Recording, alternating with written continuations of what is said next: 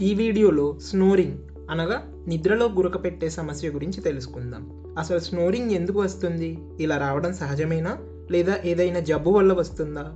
సహజంగా మనం నిద్రపోతున్నప్పుడు మన ఎయిర్వే మజిల్స్ అనగా శ్వాసకోశ కండరాల యొక్క బలం తగ్గుతుంది. అందువల్ల మనం మెలకువగా ఉన్నప్పటికన్నా నిద్రపోతున్నప్పుడు మన ఎయిర్వేస్ కొంత సన్నగా అవుతాయి. అయితే ఏ కారణం వల్లైనా ఈ ఎయిర్వేస్ అనేవి మరింతగా సన్నబడితే ఆ సన్నబడిన ఎయిర్వే ద్వారా మనం గాలి పీల్చినప్పుడు వదిలినప్పుడు ఎయిర్వే మజిల్స్ యొక్క వైబ్రేషన్స్ వల్ల కలిగే నాయిస్నే స్నోరింగ్ అంటారు. ఇలా ఎయిర్వేస్ సహజ స్థాయికి మించి సన్నగా అవ్వటానికి అనేక కారణాలు ఉన్నాయి.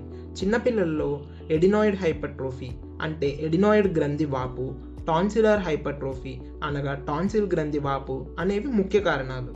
పెద్దవారిలో నాజల్ సెప్టల్ డీవియేషన్ అంటే ముక్కు దూలం వంకరగా ఉండటం, టర్బినేట్ హైపర్ట్రోఫీ అంటే ముక్కు లోపల కండ పెరగటం, nozzle valve collapse, nozzle polyps అంటే ముక్కు లోపల భాగంలో గడ్డలు రావటం, మ్యాక్రోగ్లాసియా అంటే నాలుక మందంగా ఉండడం, రెట్రోగ్నాథియా అంటే కింది దవడి చిన్నగా ఉండటం, సాఫ్ట్ ప్యాలెట్ హైపర్ట్రోఫీ అంటే కొండనాలుక వాపు, లారింజియల్ స్టీనోసిస్ అంటే స్వరపేటిక సన్నగిల్లటం, ఒమేగా షేప్డ్ ఎపిగ్లాటిస్ అంటే ఉపనాలుక వంకరగా ఉండటం వంటి సర్జికల్ ప్రాబ్లమ్స్ అనగా ఆపరేషన్ ద్వారా నయం చేయగల సమస్యలు, central sleep apnoea, sleep related hypoventilation, obesity hypoventilation syndrome, chain Stokes breathing వంటి మెడికల్ ప్రాబ్లమ్స్ ముఖ్యమైనవి.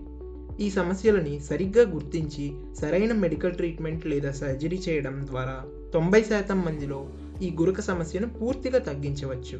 గురక పెట్టేవారు గురక తక్కువగా రావడానికి ఎటువంటి జాగ్రత్తలు తీసుకోవాలి? రాత్రులు ఆల్కహాల్ తీసుకోకూడదు, నిద్ర మాత్రలు తీసుకోకూడదు, అధిక బరువు లేకుండా నియంత్రణలో ఉండాలి, వీపు ఆనించి పడుకోకుండా ఒక పక్కకు తిరిగి పడుకోవాలి. ఈ చర్యల వల్ల గురక కొంత తగ్గుతుంది.